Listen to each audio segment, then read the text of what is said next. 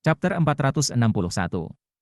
Wildland benar-benar mandul, jadi mereka menyerap kekuatan jiwa dari jiwa yang mereka kumpulkan.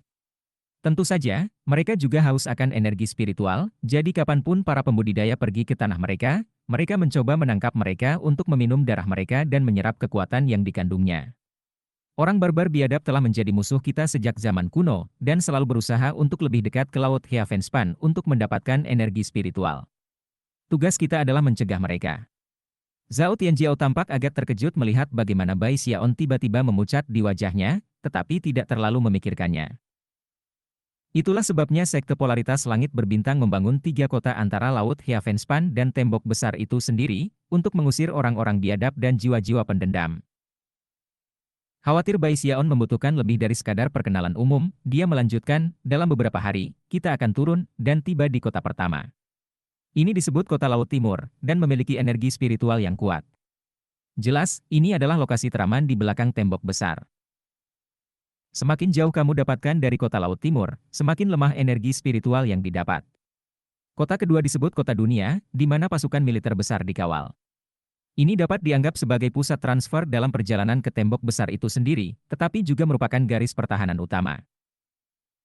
Pada titik ini, Bai Xiaon telah menekan terornya karena dianggap dimakan hidup-hidup, dan mendengarkan dengan cermat semua detail baru yang disediakan Zhao Tianjiao. Di luar kota dunia, energi spiritual semakin lemah, sampai kamu mencapai tembok besar itu sendiri. Itulah lokasi kota ketiga, yang secara sederhana dinamai kota tembok besar. Disitulah penggarap Starry Sky Dao Polarity Sect yang paling menakutkan, baja berurat ditempatkan.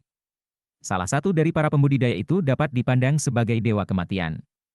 Bahkan aku tidak akan berani memprovokasi mereka. Begitu Zhao Tianjiao menyebut Great Wall City, matanya bersinar dengan rasa hormat dan gairah. Para pembudidaya itu membentuk pasukan yang disebut Hall of Steel Veins. Mereka adalah pembela sejati tembok besar, dan berperang terus-menerus dengan orang liar Wildlands. Tentu saja, tingkat kecelakaan di antara mereka sangat tinggi. Menurut apa yang aku dengar, Hall of Steel Veins dipecah menjadi 5 legiun. Siapapun yang mencapai pangkat kapten di salah satu pasukan itu akan sangat terkenal saat kembali ke sekte.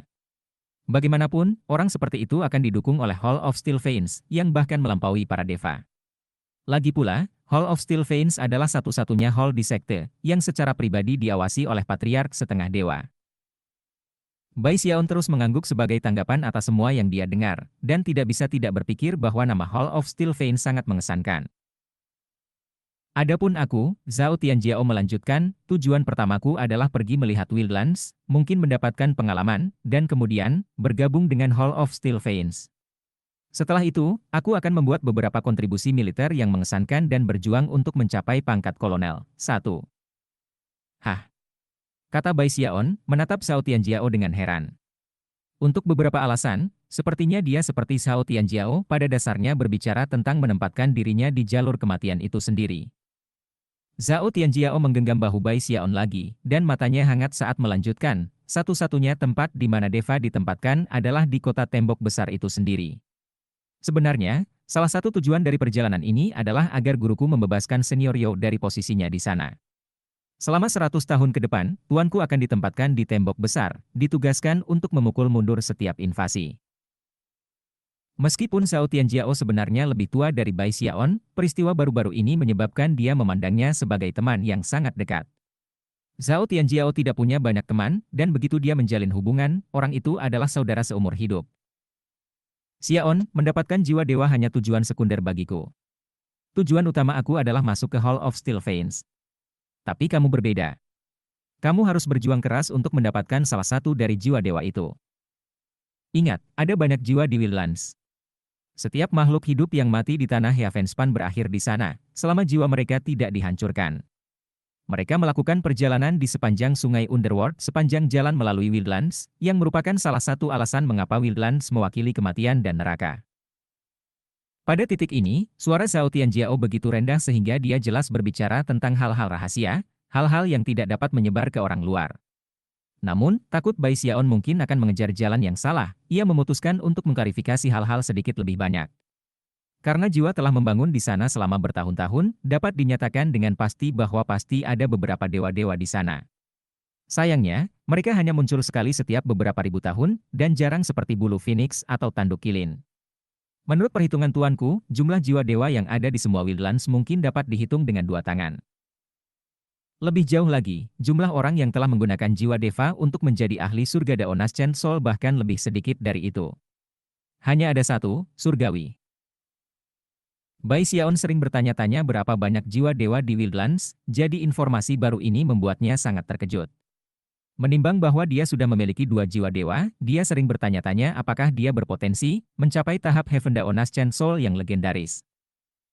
Namun, setelah apa yang baru saja dikatakan Shao Tianjiao, dia menyadari bahwa tugas seperti itu akan terlalu sulit untuk diselesaikan. Dia memiliki 2 jiwa dewa di tasnya, nilai yang kemungkinan bahkan melampaui imajinasinya sendiri. Pikiran 2 jiwa dewa itu membuatnya berpikir tentang siapa yang telah memberikannya kepadanya. Yang satu datang dari Patriarch Frigid Sek, dan yang lain datang dari Du Lingfei. Jadi, kamu seharusnya tidak mencoba untuk mengejar jalan jiwa surga Dao yang baru lahir.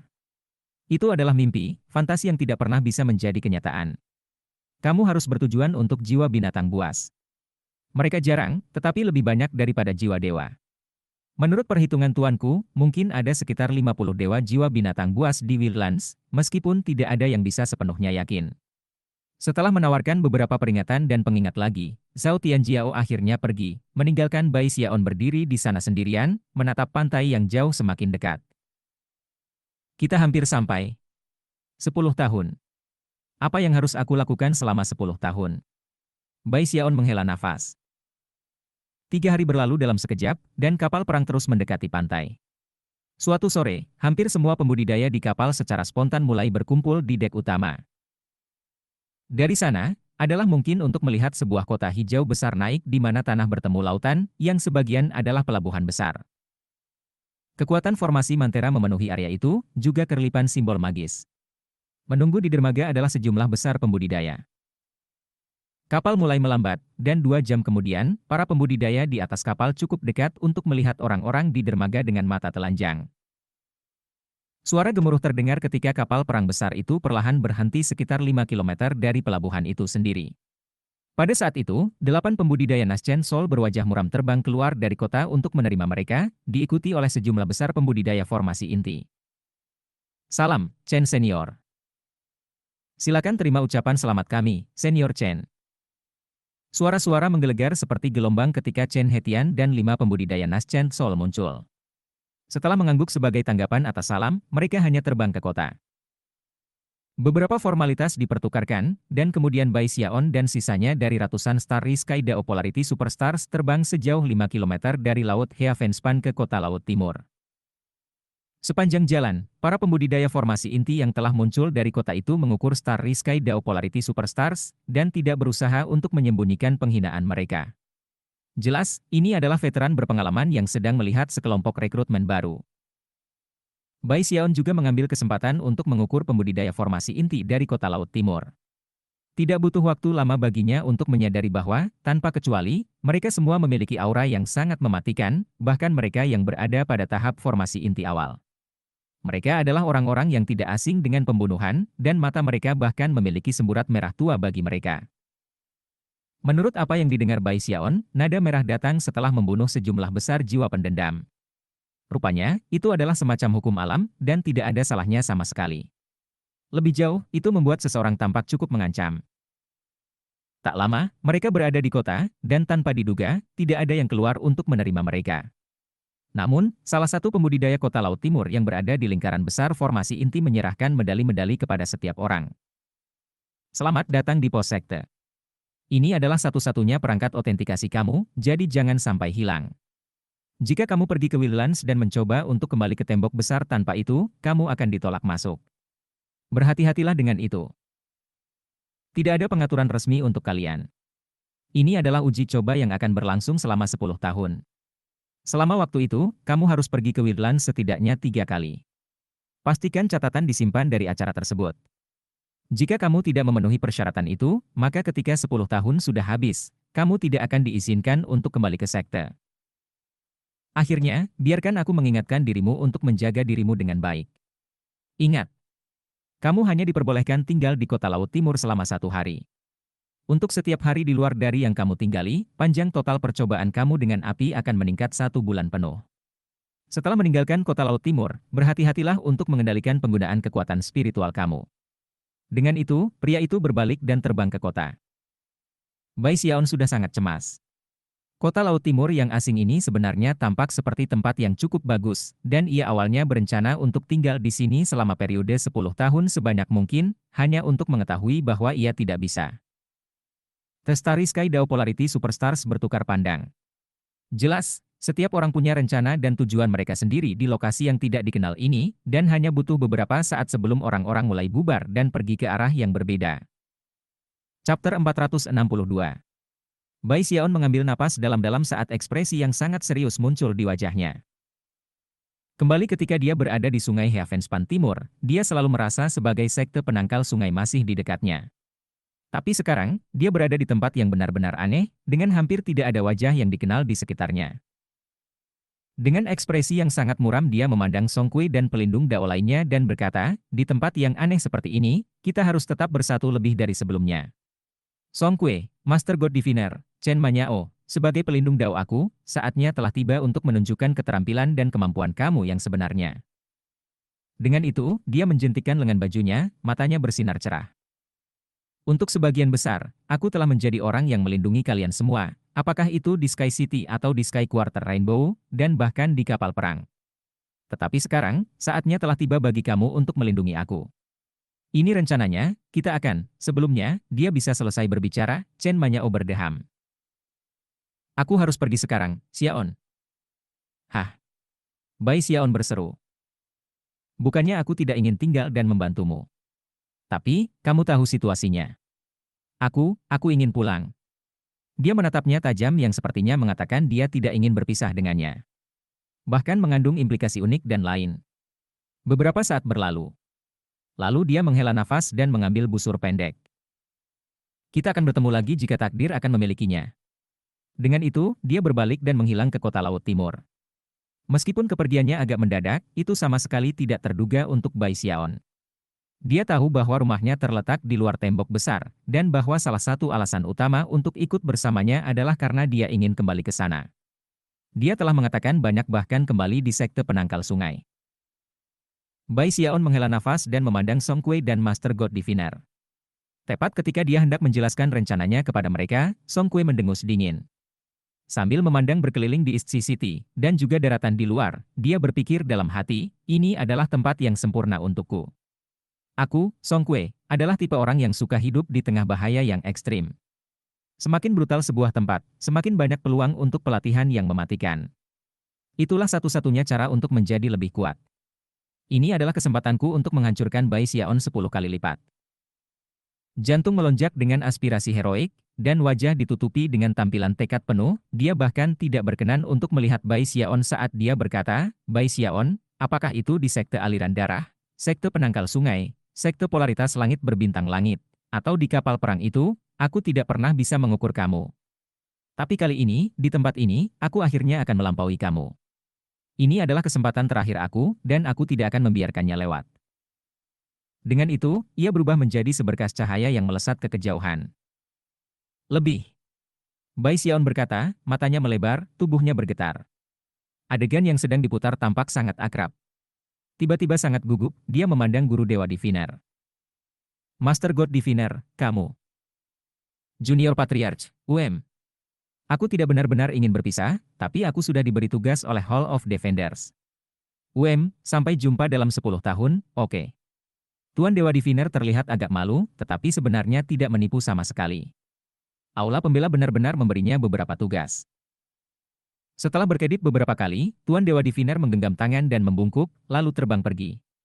Pada titik ini, Bai Xiaon dibiarkan berdiri sendirian dengan Gong Sun Wan Er. Dia menatapnya, tersenyum tipis, lalu pergi. Bai Xiaon melihat sekeliling ke kota Laut Timur yang sangat besar, tertegun. Tidak ada yang tampak akrab, dan dia merasa benar-benar sendirian, dan pada saat yang sama, marah. Dia juga tidak bisa tidak mengingat apa yang terjadi setelah tiba di Sky City di sekte polaritas langit berbintang langit, bagaimana Song Kui dan yang lainnya semuanya meninggalkannya. Baik. Ingin merentangkan sayap. Lanjutkan. Jika kamu memiliki apa yang diperlukan, kamu bisa datang mencariku nanti. Dia sangat marah dan tertekan, campuran yang benar-benar membuat semangat juangnya cukup bekerja. Aku pasti akan menjalaninya di sini, dan saat itulah kalian akan menyadari bahwa meninggalkanku untuk kedua kalinya adalah kesalahan terburuk dalam hidupmu. Bai Xiaon benar-benar sangat marah pada bagaimana semua orang baru saja menghilang tanpa jejak, meninggalkannya benar-benar tidak siap. Mempertimbangkan apa yang terjadi terakhir kali, dia berasumsi bahwa pelindung daonya tidak akan pernah lagi meninggalkannya. Kamu memakan makananku, minum alkoholku, menggunakan barang-barangku. Baiklah, kalian tunggu saja. Sambil menggertakkan giginya, dia melihat sekeliling, merengut di ambang air mata ketika dia mencoba memutuskan apa yang harus dilakukan dan kemana harus pergi. Saat itulah satu kelompok 6 orang yang baru saja akan meninggalkan mengubah arah dan menuju Bai Xiaon yang kesepian. Xiaon, seru seseorang. Itu tidak lain adalah Zhao Tianjiao. Bai Xiaon berbalik dan melihatnya, serta Chen Yueshan, yang diapit oleh 2 pembudidaya pria dan 2 pembudidaya wanita. Kedua pembudidaya laki-laki adalah pengikut Zhao Tianjiao yang sama yang sangat terkesan oleh Bai Xiaon baru-baru ini.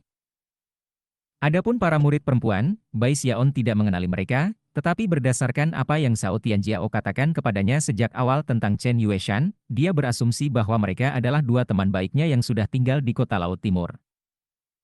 Kakak Zhao, Bai Xiaon berseru. Tertawa sepenuh hati, Zhao Tianjiao mendarat di sebelah Bai Xiaon dan menepuk pundaknya. Apa yang kamu lakukan di sini sendirian? Jika kamu tidak memiliki hal lain untuk dilakukan, mengapa tidak bergabung dengan kami? Mungkin lebih baik tetap bersatu. Aku berencana untuk melakukan sedikit tamasya dan akhirnya keluar melewati tembok besar. Sambil tersenyum tipis, Bai Xiaon berkata, aku memberitahu pelindung dao aku untuk pergi sendiri. Mereka memiliki nasib mereka sendiri, dan aku tidak ingin menghalangi jalan mereka ke masa depan. Bagi aku, wajar saja jika aku ingin menangani dunia sendiri. Hanya dengan cara itu hatiku bisa setenang langit, dan pikiranku selebar bumi. Itulah kunci menuju dao dari surga. Chen Yueshan mendarat di sebelah Zhao Tianjiao, dan meskipun dia tersenyum saat melihat Bai Xiaon, ada sedikit amarah di matanya. Jelas, Zhao Tianjiao telah memberitahunya tentang semua hal yang telah diajarkan Bai Xiaon kepadanya. 2 pengikut Zhao Tianjiao segera membungkuk dengan hormat kepada Bai Xiaon, yang mereka tidak berani menyinggung dengan cara apapun. Adapun 2 teman Chen Yueshan, mereka hanya menilai dia dengan rasa ingin tahu. Ketika Chen Yueshan berbicara, suaranya lembut dan menyenangkan, Junior Bruder Bai, kami baru saja akan pergi, tetapi tetua Brother Zhao khawatir tentang kamu, jadi kami kembali untuk mencari kamu. Kami berencana untuk menjelajah sedikit juga, dan selalu lebih aman untuk bepergian dalam jumlah, jadi mengapa kamu tidak bergabung dengan kami? Bai Xiaon sangat menyukai apa yang dia dengar. Zhao Tianjiao tertawa dan meraih lengannya, membuat Bai Xiaon tidak mampu menolak tidak peduli berapa banyak dia mencoba. Dengan itu, kelompok itu melesat ke udara dan meninggalkan kota Laut Timur. Begitu mereka meninggalkan kota, Bai Xiaon dapat mengetahui bahwa ada perbedaan dalam energi spiritual, tetapi itu tidak terlalu terlihat. Bagaimanapun, mereka masih sangat dekat dengan Laut Heavenspan. Yang mencolok adalah bahwa tanah yang keras di luar kota berwarna ungu kehitaman. Itu hampir terlihat seperti diliputi oleh banyak sekali darah, membuatnya sangat menyeramkan. Mereka juga melihat banyak kawah, salah satunya telah berubah menjadi danau yang dipenuhi cairan hitam. Chen Yueshan memandang sekeliling ke tanah violet kehitaman dan berkata, ayah aku mengatakan kepada aku bahwa sejak sekte polaritas langit berbintang Dao didirikan hingga sekarang, tembok besar hanya dilanggar 1 kali. Pasukan besar Willands liar menyerbu, dan pembantaian yang dihasilkan menyebabkan sungai darah mengalir melalui tanah. Bai Xiaon sudah merasa sedikit tidak nyaman. Selain tanah yang tampak aneh, ada juga flora dan fauna yang aneh dan menakutkan. Ada pohon setinggi 25 meter yang, alih-alih dedaunan, memiliki kepala manusia besar yang tumbuh di puncaknya. Makhluk kecil apapun yang kebetulan melewati pohon-pohon yang tampak menyeramkan akan langsung melahapnya. Pada satu titik, mereka kebetulan melihat awan biji-bijian hitam dan kapas melayang di udara di atas pohon willow. Ketika Zhao Tianjiao melihat itu, ekspresinya berkedip. Mari kita ambil jalan panjang, katanya. Itu adalah larva kutu darah. Jika mereka masuk ke kulit kamu, mereka akan menggali ke dalam tubuh kamu dan mulai berpesta darah dan jiwa kamu. Satu-satunya hal yang dapat menghentikan mereka adalah formasi mantra tingkat kota. Kami tidak berdaya untuk membela diri. Bai Xiaon membuka mata ketiga dan langsung mengkonfirmasi bahwa mereka memang bukan benih yang mengambang, melainkan larva serangga yang padat. Semua orang terguncang, dan dengan cepat melarikan diri ke arah yang berlawanan. Mereka butuh beberapa hari untuk melewati daerah itu, dan meskipun telah menghindari larva kutu, Bai Xiaon masih gemetar karena kaget. Sepanjang jalan menghindari larva, mereka telah melewati apa yang pada awalnya tampak seperti tumpukan tulang yang membusuk, tetapi sebenarnya adalah sekawanan burung undead yang bau seperti bangkai, dan tampak ganas yang tak terlukiskan.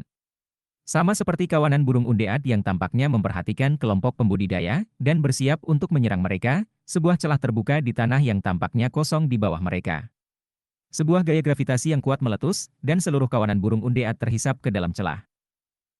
Saat celah menutup, suara-suara yang berderak dan pecah memenuhi udara. Pada saat itu, jantung Bai Xiaon berdebar kencang, dan wajahnya pucat seperti kematian. Chapter 463. Dan kita masih di dalam tembok besar. Pikir Bai Xiaon. Semua yang telah dilihatnya sejauh ini memberinya pemahaman yang lebih jelas tentang bidang ini. Jika hal-hal seperti ini di dalam tembok besar, maka, seperti apa di luar? Sebenarnya dia bahkan tidak ingin tahu jawaban untuk pertanyaan itu. Kelompok itu terbang cukup lama, melewati 3 stasiun teleportasi. Akhirnya, mereka semakin dekat ke titik tengah melintasi area yang ada di dalam tembok besar. Itu adalah lokasi World City. Mereka telah menghadapi situasi berbahaya di sepanjang jalan, tetapi tidak ada yang tidak bisa mereka tangani. Bagaimanapun, tanah antara kota Laut Timur dan kota dunia relatif aman. Kadang-kadang, mereka melihat pembudidaya lain, yang sebagian besar melakukan perjalanan dalam kelompok antara 3 hingga 5. Sangat jarang mereka pernah bertemu seseorang sendirian, dan ketika mereka melakukannya, mereka adalah orang-orang dengan wajah dingin dan ekspresi waspada, yang memberi kelompok Bai Xiaon tempat tidur yang luas.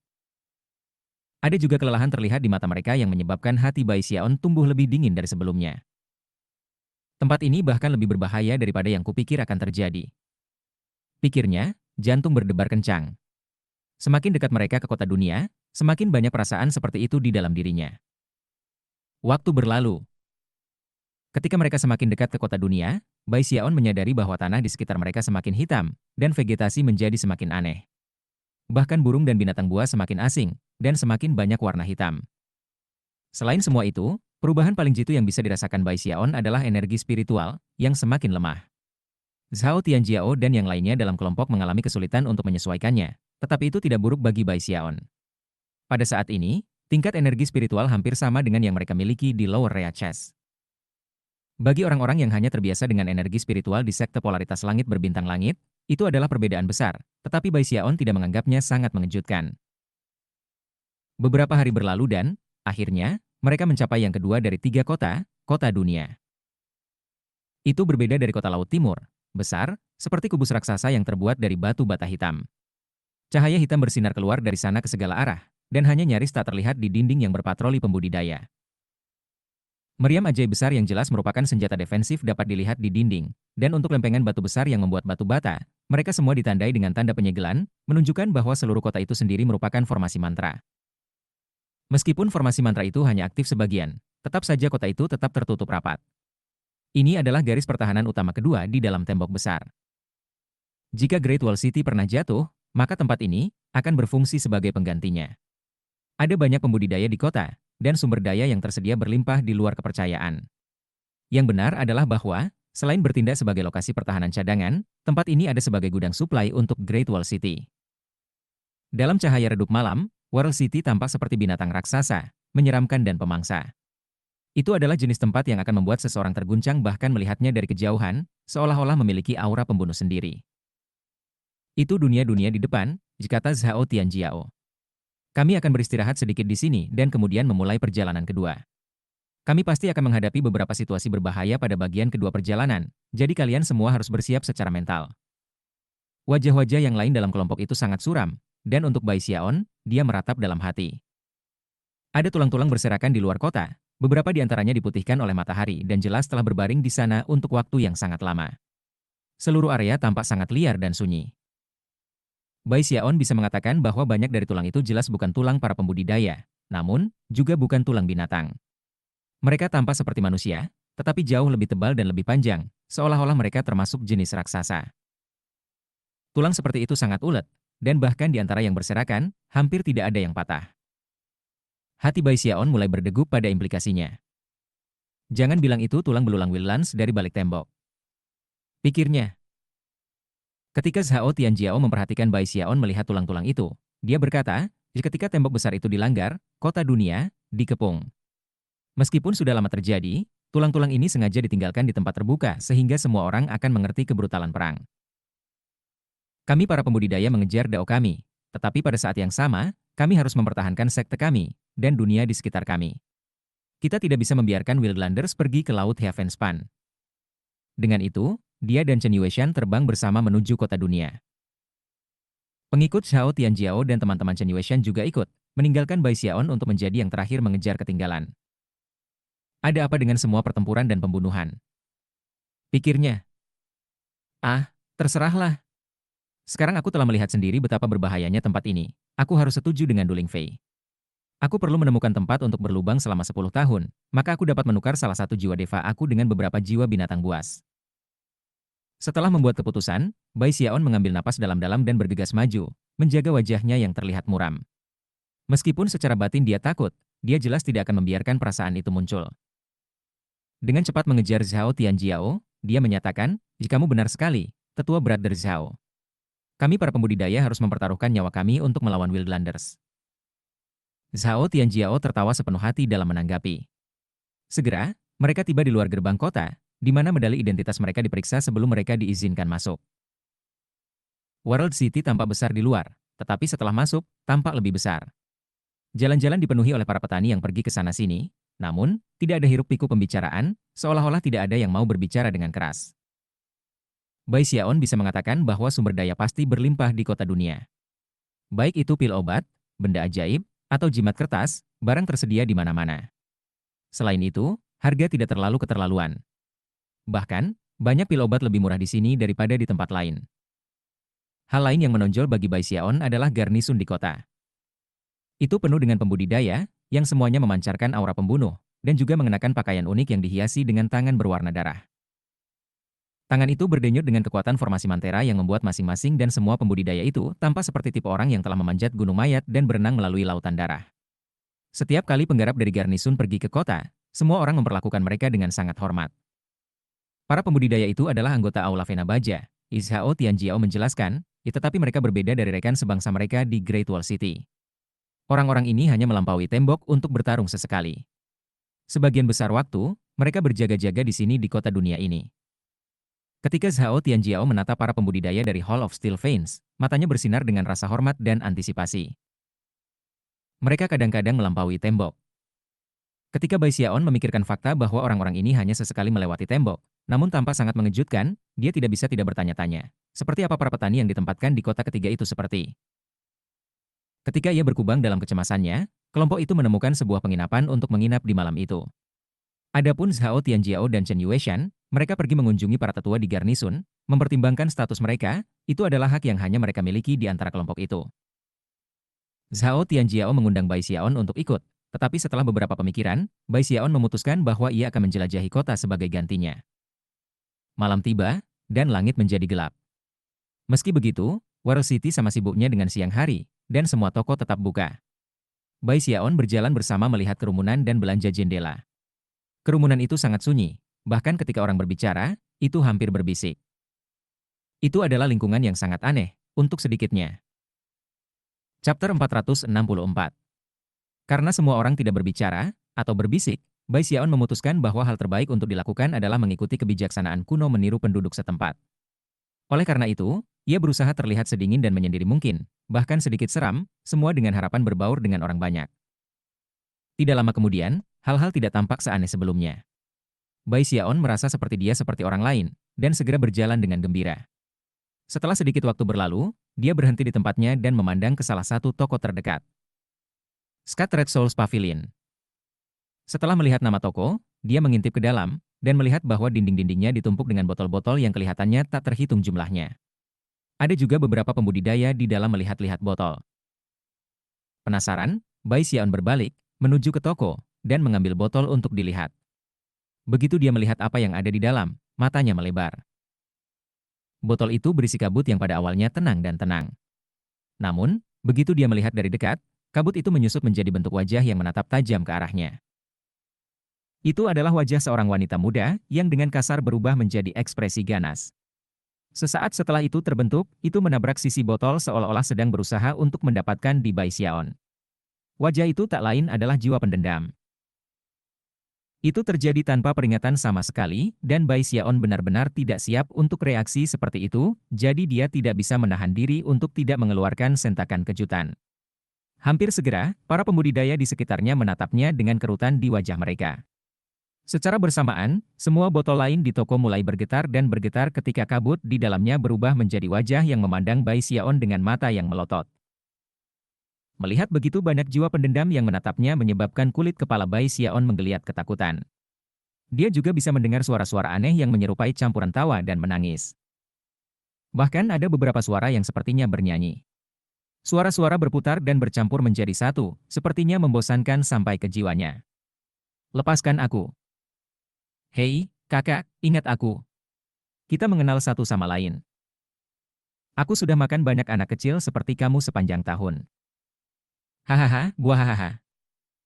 Suara-suara itu tumbuh semakin keras sampai mereka menggema di benak Bai Xiaon seperti guntur.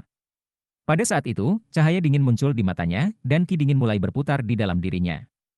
Tangan kanannya berkedip dengan gerakan mantra, dan dia melepaskan heks kematian ke dadanya sendiri.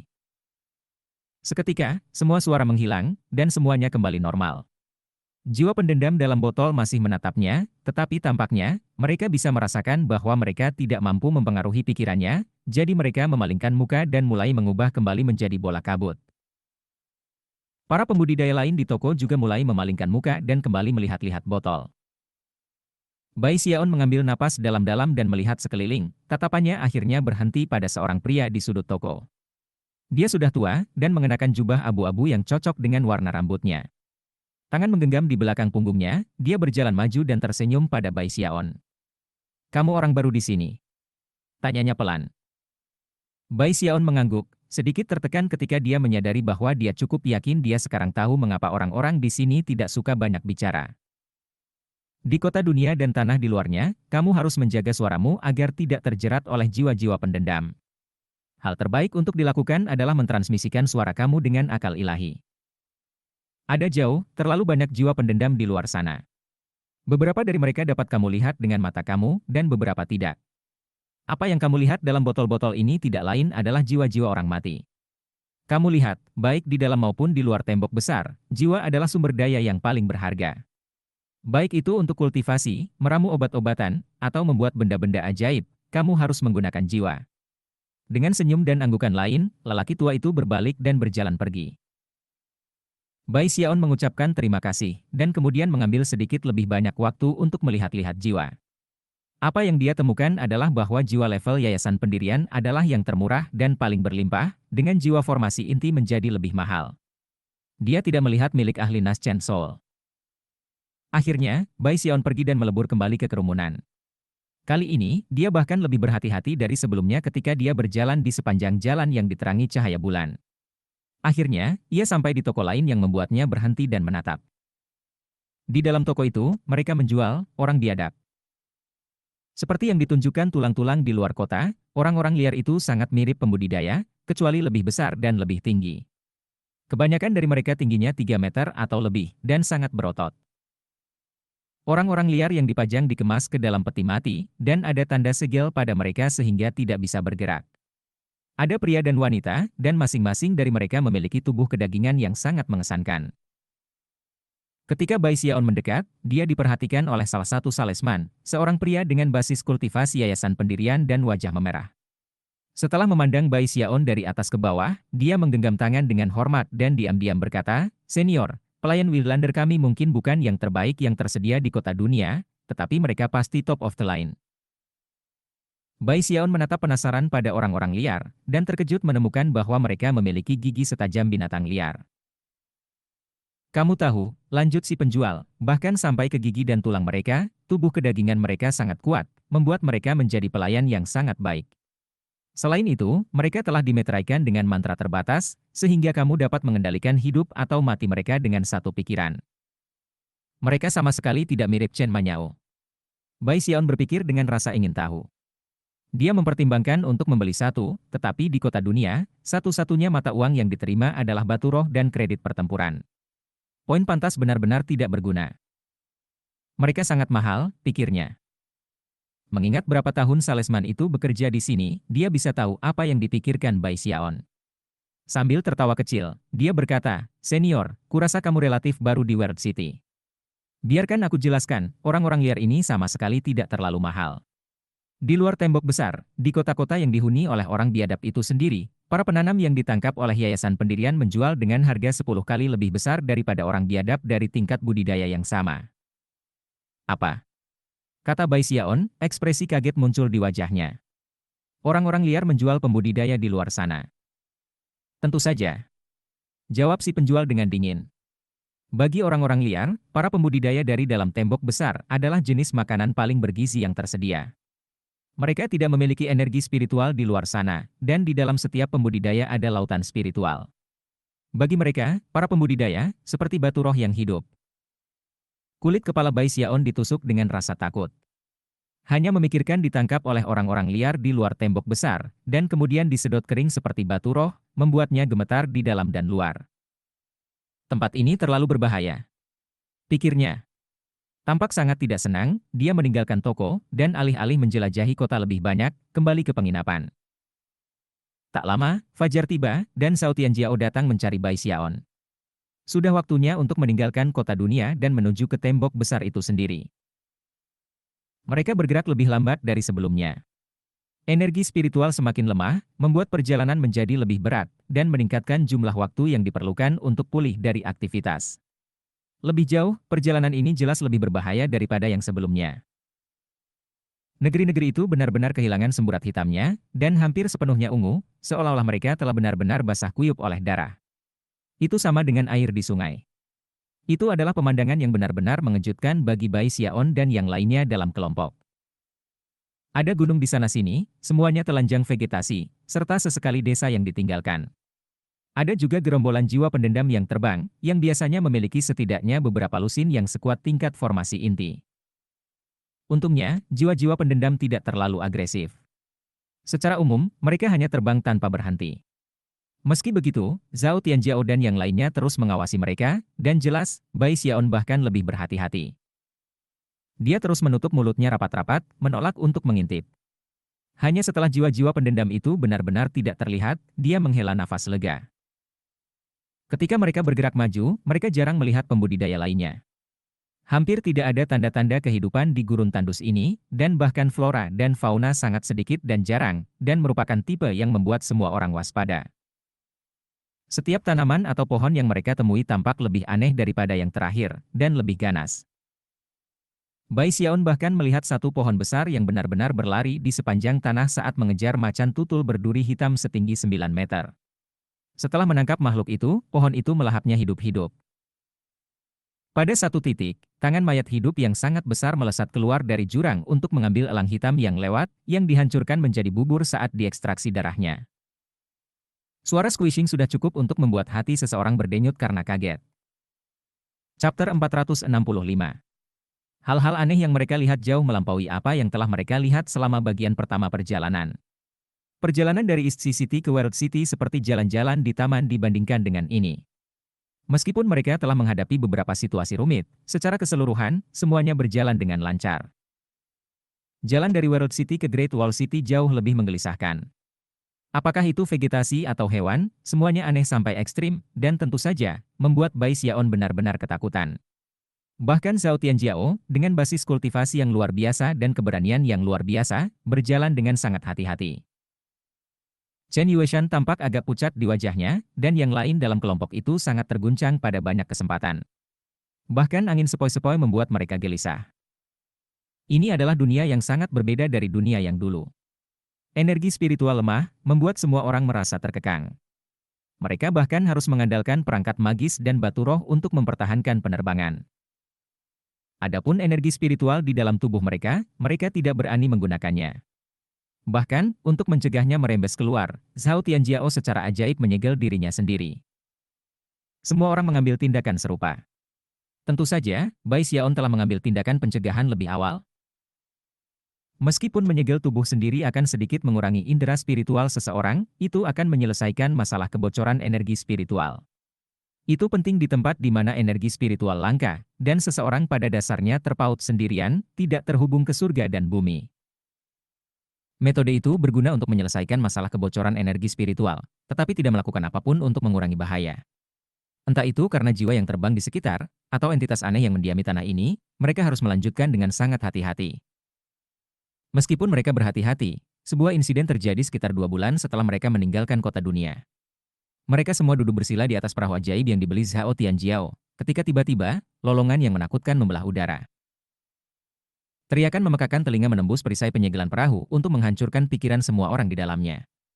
Mata Zhao Tianjiao terbuka, dan hati Bai Xiaon bergetar. Semua orang memandang ke atas langit untuk melihat apa yang tampak seperti awan yang menyatu.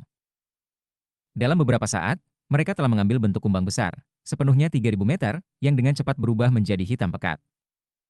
Jelas, kumbang hitam pekat yang panjangnya 3.000 meter ini berusaha menghalangi jalan mereka, dan lolongannya yang kuat menyebabkan semua yang ada di daerah itu bergetar. I will glance Cloud Gire. Chen Yueshan berkata tanpa berpikir. Wajah Zhao Tianjiao jatuh, dan yang lain dalam kelompok itu tampak sama-sama terguncang. Asal-usul awan Wildlands tidak jelas, kata Zhao Tianjiao, dan tidak ada yang tahu persis bagaimana mereka terbentuk. Jika aku ingat dengan benar, mereka dapat muncul di mana saja di Wildlands, apakah itu di dalam tembok besar atau di luar. Mereka tidak memiliki bentuk yang telah ditentukan, dan dapat berbentuk apa saja, bahkan tanaman atau tumbuh-tumbuhan. Jelas, Cloud Gear ini telah mengambil bentuk kumbang. Cloud Gears tidak benar-benar binatang, mereka adalah manifestasi dari cuaca, dan yang sebesar ini pasti akan menarik perhatian Great Wall City. Tanpa ragu-ragu, dia mengerahkan sampan terbang ke samping dalam upaya untuk menghindari kumbang hitam. Saat perahu membelok tentunya, sensasi intens bahaya mengisi Bai Xiaon, dan jantungnya melompat ke tenggorokannya. Namun, bahkan ketika mereka mencoba mengubah arah, kumbang sepanjang 3.000 meter itu berhenti meraung dan kemudian memandang mereka dengan tatapan dingin. Pandangan itu dalam dirinya sendiri sudah cukup untuk membuat Bai Xiaon liar ketakutan, dan membuat pikirannya berputar. Semua orang juga berkeringat ketakutan. Sebelum ada yang bisa bereaksi, kumbang hitam itu sekali lagi mengeluarkan raungan yang memekakan telinga, lalu membuka rahangnya. Seketika, kekuatan gravitasi menyebar, disertai dengan gemuruh-gemuruh dan angin menjerit. Hampir seperti mandibula kumbang hitam telah menjadi lubang hitam. Semuanya mulai bergetar, menyebabkan debu dan kerikil naik ke udara, dan bahkan mendistorsi awan di atas. Sekawanan burung yang tampak ganas di dekatnya berteriak ketika mereka terhisap ke arah kumbang.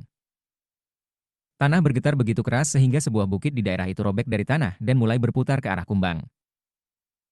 Pikiran semua orang dihantam oleh gelombang kejut, dan ketika mereka melakukan yang terbaik untuk tetap melekat kuat pada sampan, rambut dan pakaian mereka dikocok oleh angin.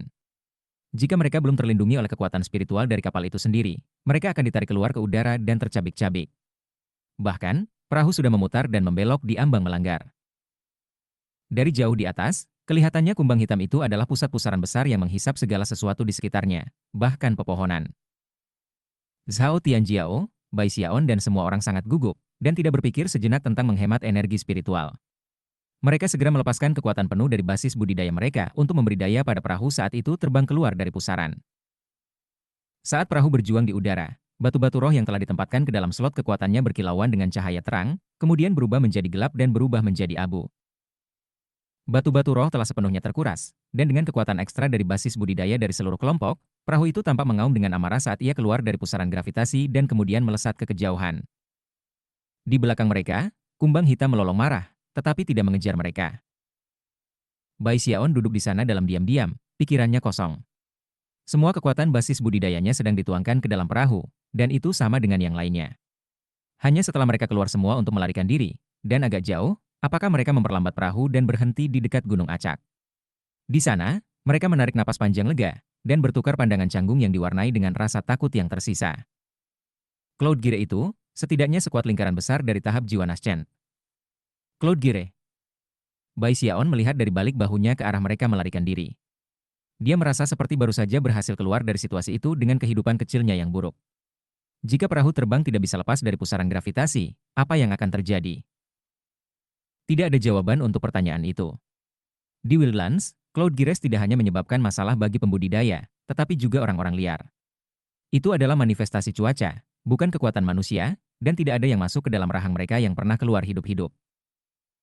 Karena itu, tidak ada yang benar-benar tahu apa yang terjadi pada hal-hal yang mereka konsumsi. Aku tidak bisa percaya bahwa benda aneh itu ada. Bai Xiaon berkata dengan cemberut. Mencoba terdengar menghibur, Zhao Tianjiao berkata, dengan medali komando kami, kita sebagian besar akan aman selama kita berhati-hati. Selama kita tidak melampaui tembok besar. Chen Yueshan agak pucat, tapi dia mengangguk. Satu-satunya hal yang dapat mereka lakukan di tanah berpenduduk jarang ini adalah harapan bahwa kekuatan medali komando benar-benar akan membuat mereka aman. Itulah yang mereka dirancang untuk dilakukan, mengingat bahwa mereka adalah murid dari sekte polaritas langit berbintang. Kamu yakin tentang itu? Kata Bai Xiaon, cemberut di ambang air mata saat ia mengeluarkan medali perintah. Dia sudah menyesal datang bersama dengan Zhao Tianjiao ke tempat ini. Itu akan menjadi ide yang jauh lebih baik untuk mengatakan bersembunyi di kota Laut Timur selama 10 tahun. Lebih baik dan lebih aman. Malam tiba. Sayangnya, mengeringkan batu roh untuk mendapatkan ledakan kecepatan telah merusak slot daya pada perahu, dan mereka tidak bisa menggunakannya lagi. Namun, Zhao Tianjiao dan kelompoknya telah memulai perjalanan dengan persiapan yang matang. Setelah sedikit istirahat, Chen Yueshan menghasilkan perahu terbang lain, yang mereka buat dengan batu roh baru dan kemudian melanjutkan perjalanan mereka. Sepanjang jalan, mereka bahkan lebih berhati-hati dari sebelumnya. Mereka telah menyia-nyiakan banyak kekuatan basis kultivasi mereka sendiri, dan energi spiritual surga dan bumi sangat lemah. Karena itu, mereka harus menggunakan batu roh untuk memulihkan, sebuah proses yang panjang dan sulit. 2 bulan lagi berlalu. Selama waktu itu, mereka menghadapi beberapa situasi berbahaya, tetapi melewati mereka semua dengan aman. Meski begitu, ketegangan mental terus tumbuh. Untungnya, proses pemulihan basis budidaya mereka yang lambat dan stabil telah mendorong mereka mendekati level puncaknya. Akibatnya, Bai Xiaon merasa jauh lebih aman dari sebelumnya. Pada satu titik, Zhao Tianjiao menggelengkan kepalanya dan berkata, bahkan aku masih tidak bisa percaya bahwa hal-hal begitu berbahaya di dalam tembok besar. Aku ingin tahu bagaimana rasanya di sisi lain. Xiaon, tujuan utama kita masih belum berubah.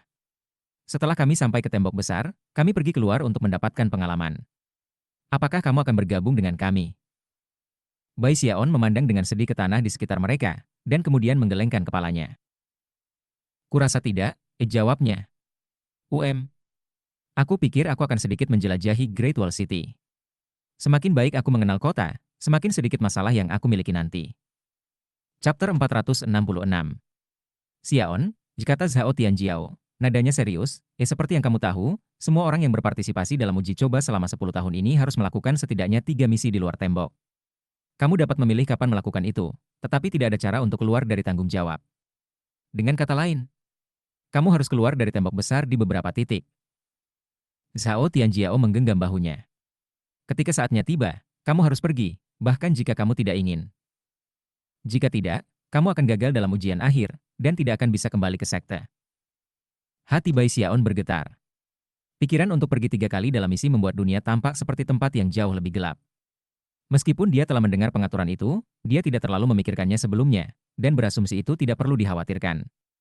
Tetapi setelah melihat bahaya dalam perjalanan sejauh ini, ia menyadari bahwa kesalahan langkah sekecil apapun dapat menyebabkannya kehilangan nyawanya yang miskin. Kemudian dia berpikir untuk pergi keluar tembok besar pada 3 kesempatan yang berbeda, dan tidak bisa tidak berpikir bahwa itu tidak lebih dari jebakan maut. Namun, dia tidak membiarkan rasa takutnya muncul di wajahnya. Bahkan, dia mengangkat dagunya, seolah-olah dia tidak peduli sama sekali tentang masalah ini. Hanya 3 kali, kan? Bukan masalah besar sama sekali. Kamu tidak perlu mengingatkan aku, Tetua Zhao, ketika saatnya tiba, tentu saja aku akan melakukan apa yang perlu dilakukan. Zhao Tianjiao tertawa keras dan memukul bahu Bai Xiaon. Baik. Begitulah seharusnya bertindak sebagai brother junior Bai dari Zhao Tianjiao. Baiklah, aku tidak akan terus-menerus membicarakannya. Berdasarkan kecepatan kita saat ini, kita harus melihat tembok besar itu sendiri dalam waktu sekitar setengah bulan. Disitulah kita akan berpisah. Aku berharap bahwa pada saat kita bertemu lagi, apakah itu di dalam tembok besar atau keluar, kita berdua akan membuat nama untuk diri kita sendiri. Diri kita sendiri. Dengan itu, dia mengeluarkan guci alkohol, minum lama, dan kemudian menyerahkan ke Bai Xiaon. Pada saat ini, Zhao Tianjiao tampak tinggi dan perkasa, dan benar-benar mengesankan. Di belakangnya, Chen Yueshan memandang dengan mata berbinar. Bai Xiaon menampar dadanya, mengambil guci anggur, dan minum seteguk besar. Terlepas dari betapa megahnya dia berusaha melihat, itu mengecewakannya karena dia menyadari bahwa Chen Yueshan dan yang lainnya dalam kelompok semua memiliki mata tertuju pada Zhao Tianjiao. Ahem, pikirnya dalam hati. Rendah hati. Aku tipe orang yang membuat profil rendah. Setengah bulan berlalu. Suatu pagi, ketika sinar fajar pertama mengintip dari timur, Bai Xiaon membuka matanya dan memandang ke cakrawala untuk melihat sesuatu yang tampak hampir seperti pegunungan. Itu adalah tembok besar. Pemandangan itu membuat Bai Xiaon benar-benar terguncang, dan hampir tidak mungkin digambarkan dengan kata-kata. Tembok besar itu seperti seekor naga raksasa yang berbaring di cakrawala, berayun ke sana kemari sejauh mata memandang. Tingginya 6.000 meter, penghalang yang benar-benar memisahkan tanah di kedua sisi, dan benar-benar mencegah apapun di luar masuk. Selain struktur fisik dinding, ada perisai cahaya hitam berkilauan yang naik dari atas tembok ke langit. Dengan perisai itu terpasang, semua yang ada di sisi lain benar-benar tersegel. Dinding dan perisai bersama-sama menciptakan apa yang tampak seperti penghalang yang tidak bisa dilewati. Adapun dinding itu sendiri, itu bukan hitam, tetapi ungu. Bai Xiaon bahkan bisa mendeteksi bau darah yang berasal dari itu. Adalah mungkin untuk membayangkan bahwa, bertahun-tahun di masa lalu, dinding itu sebenarnya hitam, tetapi seiring waktu, telah ternoda oleh aliran darah tak berujung yang mengalir ke bawah itu. Tanah yang mengarah ke dinding benar-benar mandul dan tanpa kehidupan. Ada kesuraman ke daerah yang bahkan tampaknya mempengaruhi awan di atas, menodai mereka dengan kekerasan dan memutarnya menjadi pusaran liar yang sesekali mengeluarkan suara gemuruh. Petir merah menari di pusaran itu, hampir seperti naga merah melayang-layang dan meraung. Dindingnya ungu, dan tamengnya hitam. Setiap ubin dan batu bata yang membentuk dinding memancarkan tekanan yang luar biasa, dan semua itu bersama-sama, menciptakan pembagian pamungkas antara tanah Heavenspan dan Wildlands. Saat ini terlihat di atas tembok itu sendiri lebih dari 100 meriam ajaib, senjata ganas yang tampaknya cukup kuat untuk menghancurkan langit dan memadamkan bumi. Tepat di tengah-tengah tembok besar adalah sebuah kota yang sepenuhnya 10 kali lebih besar daripada kota Laut Timur atau kota dunia. Kota itu membentuk gerbang yang menuju dan keluar dari tembok besar. Aura yang tak terhitung jumlahnya dapat dideteksi di dalam kota itu, masing-masing dan setiap yang tampaknya berdenyut dengan darah pertempuran yang tak terhitung jumlahnya, dan diliputi dengan tekad penuh dan sepenuhnya. Berdasarkan apa yang dirasakan Bai Xiaon, ada jutaan aura semacam itu. Lebih jauh, di samping banyak aura jiwa yang baru lahir, ada sesuatu yang lain, sesuatu yang dapat mengguncang langit dan bumi, sesuatu yang kuat yang tampaknya menjadi bagian dari ciptaan itu sendiri. Itu adalah Deva. Deva jarang terjadi, tetapi ada satu di sini. Selain itu adalah dewa yang Bai Xiaon maupun Shao Tianjiao tidak terbiasa. Ayah Chen Yueshan, Chen Hetian bermata tiga, yang telah tiba di kota lebih awal dari mereka. Pada tahun-tahun berikutnya, dia akan ditugaskan memimpin pertahanan melawan Wildlands. Di tengah-tengah kota ada pagoda 5 sisi, sebuah menara yang membentang 30.000 meter ke langit. Dari puncak menara itu, semua yang ada di kedua sisi tembok besar terlihat jelas. Cahaya intens yang berkedip-kedip di dalamnya sudah cukup untuk mengejutkan siapapun yang melihatnya. Di bagian paling atas pagoda adalah mutiara besar selebar 300 meter, yang di dalamnya adalah kabut misterius yang berputar-putar yang kadang-kadang terbentuk bersama menjadi mata dengan dua murid. Siapapun yang melihat mata itu akan langsung mulai gemetar, seolah-olah kehendak langit fokus pada mereka. Bahkan ketika Bai Xiaon menatap menara dengan kaget, Zhao Tianjiao berbisik, pagoda langit berbintang. Ketika Zhao Tianjiao menatap pagoda, itu dengan semangat dan rasa hormat yang mendalam. Ini adalah objek suci dari sekte polaritas langit berbintang langit kami. Pagoda langit berbintang. Aku mendengar bahwa disegel di dalam mutiara itu adalah roh yang benar. Semangat sejati. Kata Bai Xiaon, ekspresi kaget muncul di wajahnya. Bahkan aku tidak tahu apa sebenarnya roh yang sebenarnya. Tetapi Tuan aku memberitahu aku bahwa dengan roh yang sejati itu ada, tembok besar tidak lagi menjadi benda mati. Sebaliknya, ia memiliki kekuatan hidup sendiri. Pagoda itu tidak hanya memiliki semua jenis kekuatan pertahanan yang aneh, tetapi juga membentuk jantung tembok besar. Semua hal yang berkaitan dengan kredit pertempuran dan distribusi sumber daya berada di bawah kendali pagoda. Tiba-tiba, Zhao Tianjiao menarik napas dalam-dalam dan mengacungkan jarinya. Xiaon, lihat. Di sekeliling Starry Sky Pagoda adalah spanduk dari 5 legiun. Benar saja, 5 spanduk dapat terlihat berkibar di angin, pemandangan yang mempesona dan menarik yang memungkinkan untuk membedakan 5 legiun tentara, bahkan dari kejauhan. Kelima spanduk semuanya berwarna berbeda, dan semuanya memiliki tanda yang berbeda. Semua dari mereka sangat unik, tetapi salah satu dari mereka tampaknya menonjol khususnya untuk Bai Xiaon. Sigil pada spanduk itu menggambarkan buah Sweetlands yang telah dikuliti hidup-hidup. Sigil itu sangat hidup, dan bahkan mungkin untuk melihat orang biadab yang berkulit melolong karena rasa sakit. Bai Xiaon hampir yakin bahwa dia bisa mendengar jeritan mengerikan ketika dia melihat spanduk. Spanduk-spanduk itu mewakili 5 legiun yang membentuk Hall of Steel Veins, yang masing-masing telah mencapai hal-hal luar biasa selama perang sepanjang tahun. 5 legiun adalah Skin Flyers, The Black Demons, The Bane Stars, The Savage Butcherers, dan The Soul Slaughterers. The Flyers kulit. Bai Xiaon berkata sambil terkesiap. Entah mengapa, nama itu benar-benar membuat pikirannya bergetar.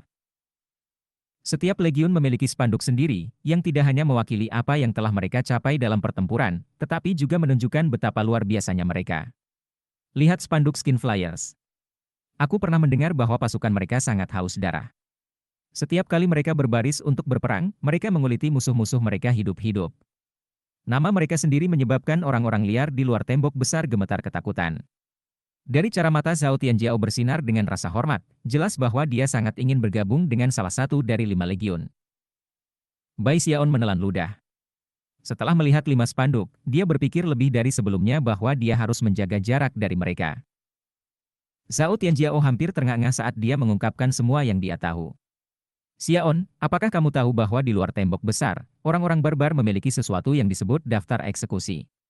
Begitu nama kamu masuk dalam daftar itu, semua orang di Wildlands akan melakukan apa saja untuk membunuh kamu. Para jenderal dari 5 legiun semuanya berada di 10 besar dari daftar itu, yang tertinggi di antara mereka adalah Jenderal Skin Flyers, Bai Lin. Ia memiliki nama keluarga yang sama dengan kamu, dan berada pada urutan teratas di daftar ke-6, hanya dilampaui oleh para deva. Semakin Bai Xiaon belajar tentang tembok besar, semakin berbahaya dan tidak aman rasanya. Chapter 467. Ketika kelompok itu mendekati Great Wall City, mereka mencapai titik tertentu di mana fluktuasi riak muncul, mengelilingi mereka dan mengunci mereka di tempat. Mustahil untuk dideteksi dengan mata telanjang, dan segera mengelilingi mereka dengan kekuatan pembatas yang tak terlukiskan yang membuatnya hampir mustahil bagi mereka untuk bergerak. Bahkan Zhao Tianjiao tiba-tiba berhenti dan tidak bisa bergerak sedikit pun. Hal yang sama terjadi pada Chen Yueshan, Bai Xiaon, dan yang lainnya di grup.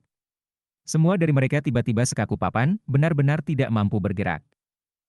Selanjutnya, kekuatan beriak menggunakan beberapa metode yang tidak diketahui untuk memeriksa medali identitas mereka dan mengkonfirmasi bahwa medali itu milik mereka.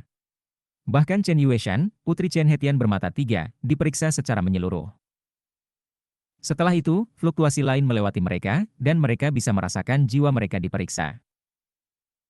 Itu hanya berlangsung sesaat, tetapi bahkan waktu yang singkat itu membuat Bai Xiaon dan yang lainnya semua gemetar seolah-olah mereka baru saja bersikat dengan maut. Bagaimanapun, mereka baru saja diimobilisasi dan dipindai dengan akal ilahi, jika mereka menyembunyikan niat buruk sama sekali, mereka akan terbunuh di balik bayang-bayang keraguan. Setelah pemeriksaan yang kaku, fluktuasi mengunci mereka di tempat perlahan menghilang, dan mereka mendapatkan kembali kemampuan untuk bergerak. Ekspresi berkedip, mereka melanjutkan menuju Great Wall City. Beberapa saat sebelumnya, ketika kelompok kecil itu dihentikan dan diperiksa, sebuah pintu telah terbuka di suatu tempat di Great Wall City, dan seorang pembudidaya setengah baya telah melangkah keluar, dibalut dengan jas hitam baju besi. Dia memancarkan fluktuasi lingkaran besar formasi inti, serta aura pembunuh yang suram yang tumbuh lebih intens saat ini.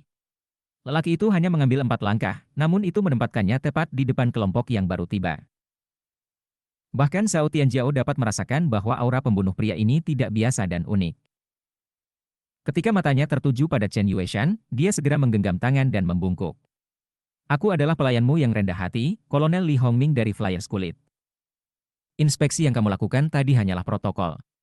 Pembentukan mantra Great Wall City memiliki fungsi khusus yang secara ketat memeriksa setiap orang yang masuk.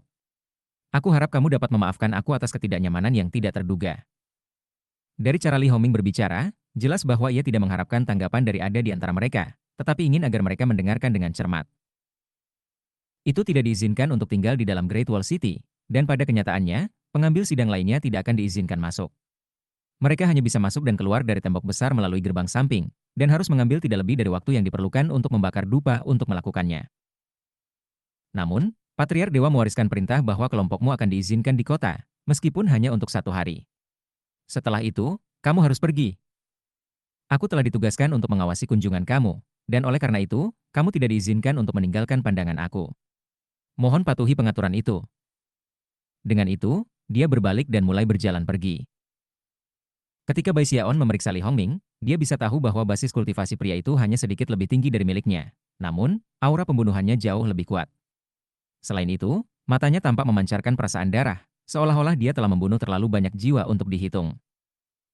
Fakta bahwa orang seperti itu hanyalah seorang kolonel yang bertanggung jawab atas 1.000 tentara meninggalkan Bai Xiaon bahkan lebih terguncang tentang 5 legiun.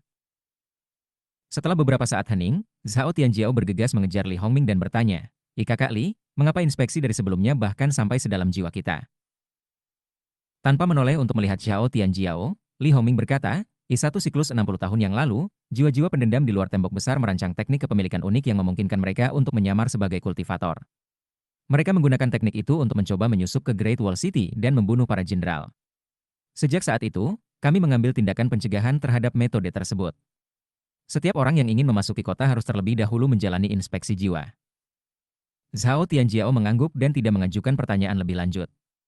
Bai Xiaon mengikuti dengan hati-hati bersama anggota kelompok lainnya saat Li Hongming memimpin mereka ke kota tembok besar itu sendiri. Dia langsung tahu bahwa tempat itu berbeda dari kota Laut Timur atau kota dunia. Pertama-tama, tidak ada toko dimanapun untuk dilihat. Meskipun ada banyak orang yang hadir, kebanyakan dari mereka mengenakan baju zirah dan memiliki wajah yang dingin dan tanpa ekspresi. Ini bukan kota, itu pangkalan militer yang besar. Para pembudidaya adalah semua anggota dari 5 legiun, yang masing-masing memiliki bagian kota mereka sendiri. Ada atmosfer keras dan keras yang membebani di mana-mana, membuat Bai Xiaon dan anggota kelompok lainnya merasa agak gelisah. Bahkan Zhao Tianjiao terpengaruh. Ketika Li Hongming melihat reaksi Bai Xiaon dan yang lainnya, senyum dingin muncul di wajahnya, dan sedikit cemoohan terlihat di matanya. Dia jelas tidak memiliki pendapat yang sangat baik tentang mereka, dan jika bukan karena perintah Deva Patriarch, dia tidak akan pernah merendahkan diri sampai memberi mereka tur ke kota. Sejauh yang dia ketahui, tugasnya saat ini hanyalah membawanya pergi dari pertempuran atau kultivasi. Mereka hanyalah sekelompok anak-anak dari sekte, di sini untuk melihat seperti apa perang itu. Meskipun hatinya dipenuhi dengan cemoohan, dia menjaga wajahnya tanpa ekspresi ketika dia memimpin mereka melewati Great Wall City. Sepanjang jalan, berbagai pembudidaya dari 5 legiun memandang Li Hongming, dan ketika mereka melihat jenis baju besi yang dia kenakan, akan menggenggam tangan dan memberikan salam hormat. Salam, Kolonel. Hormat aku, Kolonel. Bai Xiaon mendengar banyak salam seperti itu dipanggil, dan ketika dia melihat ekspresi hormat di wajah para pembudidaya lainnya, tidak bisa membantu tetapi penasaran dengan pangkat kolonel. Zhao Tianjiao dan yang lainnya semua terbungkus dalam pikiran mereka sendiri ketika mereka melihat sekeliling tembok ungu kota. Segala sesuatu di kota itu ungu, termasuk gedung-gedung, dan memancarkan bau darah. Great Wall City dibagi menjadi 5 distrik, sesuai dengan 5 legiun. Kami saat ini berada di distrik yang ditugaskan untuk Flyers Kulit, yang itu sendiri lebih besar dari semua kota dunia. Distrik Skin Flyers dibagi lagi menjadi 10 garnisun. Adapun daerah di sana, itu milik Jenderal Bai Lin. Li Hongming saat ini menunjuk ke daerah dengan bangunan besar, setinggi 300 meter yang tampak seperti peti mati ungu. Peti mati itu dihiasi dengan sigil Skin Flyers dan memancarkan udara yang sangat menyeramkan. Saat dia melihat sekeliling, Bai Xiaon bisa melihat ekspresi pengabdian yang bersemangat di mata para pembudidaya ketika mereka melihat peti mati besar. Itu sama bahkan dengan Li Hongming. Daerah-daerah lain serupa, jadi aku tidak akan membawamu untuk melihat semuanya. Setelah memimpin mereka pada rute yang agak berputar-putar melalui kota, Li Hongming akhirnya membawa mereka ke halaman yang terlihat agak biasa. Li Hongming menatap matahari siang dan kemudian dengan dingin berkata, sudah larut, jadi mengapa kamu tidak beristirahat sedikit? Ada jam malam di malam hari, jadi ingatlah itu, dan berhati-hatilah. Bai Xiaon menatap matahari, dan bisa mengatakan bahwa itu sebenarnya sangat awal, dan tidak di suatu tempat dekat waktu malam. Li Hongming jelas tidak ingin membuang waktu lagi untuk menunjukkannya. Aku akan mengantarmu besok pagi dengan cahaya pertama. Dengan itu, Li Hongming berbalik untuk pergi. Zhao Tianjiao mengerutkan kening, dan tampaknya berada di ambang mengatakan sesuatu ketika Chen Yueshan mengambil langkah maju dan berkata, Kakak Li, tolong tunggu sebentar. Li Hongming berhenti di tempatnya. Jika ada orang lain dalam kelompok yang berbicara, dia akan mengabaikan mereka, tetapi status Chen Yueshan berbeda. Mengernyit sedikit, dia menoleh untuk memandangnya. Saudara Li, maukah kamu membawa kami ke tembok besar untuk melihat-lihat? Katanya dengan ringan, menyuarakan kata-kata yang baru saja dipikirkan Zhao Tianjiao. Setelah hening sejenak, Li Hongming perlahan berkata, saat ini sedang terjadi pertempuran, membuatnya cukup berbahaya. Jika kami naik, aku tidak bisa menjamin keselamatan kamu. Apakah kamu yakin ingin pergi? Ya, kami yakin, kata Zhao Tianjiao, mengangguk. Bai Xiaon ragu-ragu sejenak, tetapi melihat bagaimana orang lain mengangguk, dia memutuskan untuk ikut. Kami benar-benar ingin melihatnya. Li Hongming tidak melakukan apa-apa lagi untuk menghalangi mereka. Berbalik ke arah yang berbeda, dia mulai memimpin mereka ke arah tembok besar itu sendiri. Chapter 468. Itu agak jauh ke tepi kota di mana ia terhubung ke dinding. Bahkan dengan Li Hongming memimpin mereka, butuh waktu untuk membakar dupa sebelum mereka tiba. Saat Bai Xiaon berdiri di sana, menatap dinding raksasa itu, dia merasa sangat tidak penting sehingga itu mencekik. Zhao Tianjiao dan Chen Yueshan memiliki perasaan yang sama, seperti yang lainnya dalam kelompok. Tekanan kuat dari dinding menyebabkan jantung mereka berdetak kencang, darah mereka mendidih, dan basis kultivasi mereka berputar dengan cepat. Reaksi mereka hanya meningkatkan rasa jijik Li Hongming. Baiklah, naik ke tangga. Sebentar lagi kamu akan merasakan seperti apa perang itu. Begitu Li Hongming melangkah ke tangga, riak-riak menyebar ke segala arah, mengungkapkan apa yang tampaknya lebih dari 10.000 langkah menuju ke atas tembok. Zhao Tianjiao segera melangkah maju, dan Chen Yueshan mengikuti, berhenti sebentar pada langkah pertama sebelum bergegas setelah Li Hongming. Dari tempat Bai Xiaon berdiri, dia tidak bisa mendengar apapun yang terjadi di balik tembok, tetapi begitu dia melangkah ke tangga, dia langsung bisa mendengar teriakan dan teriakan. Pada saat yang sama, hatinya mulai berdebar seolah dengan keinginan untuk melakukan pertempuran. Ada yang aneh, pikirnya. Setelah melihat-lihat sebentar, dia dengan cepat bergegas mengejar yang lain. Segera, tangga kabur di bawah kakinya, dan suara menjerit dan berteriak semakin intens. Tak lama, dia telah mencapai tangga terakhir, dan berada di atas tembok. Pada saat itu, suara pertempuran terdengar keras di telinganya. Dia bisa mendengar jeritan kesakitan, raungan yang mengamuk, dan tawa gila, bersama dengan dentuman dan gemuruh yang bisa mengguncang tanah dan gunung batu. Dinding itu begitu lebar di bagian paling atas sehingga 100 orang bisa berpatroli dalam formasi. Namun, itu masih dipadati oleh para pembudidaya. Mereka semua mengenakan jas hitam dari baju besi yang dihiasi dengan sigil dari Flyers kulit. Aura pembunuh mereka naik tinggi ke langit. Beberapa dari mereka mengoperasikan meriam ajaib yang sangat besar, mengirimkan sinar cahaya yang merusak ke dalam area di balik dinding. Yang lain berada di benteng, melepaskan teknik magis dan serangan kuat. Ada beberapa yang terbang dari dinding dan melawan awan seperti kabut yang merupakan gerombolan jiwa-jiwa pendendam. Suara pertempuran yang memekakan telinga langsung menyerang pikiran Bai Xiaon, membuatnya terengah-engah. Namun, dia dengan cepat pulih, dan melihat ke atas untuk menemukan Li Hongming menatapnya dengan kaget. Ternyata, dia adalah orang pertama yang mendapatkan kembali akal sehatnya. Baik Zhao Tianjiao maupun yang lainnya tidak pulih dari pandangan mengejutkan medan pertempuran. Bai Xiaon adalah yang pertama dari kelompok yang pulih, yang tampaknya cukup mengejutkan bagi Li Hongming, yang telah berdiri di sana dengan tangan bersedekap, memandangi kelompok kecil itu.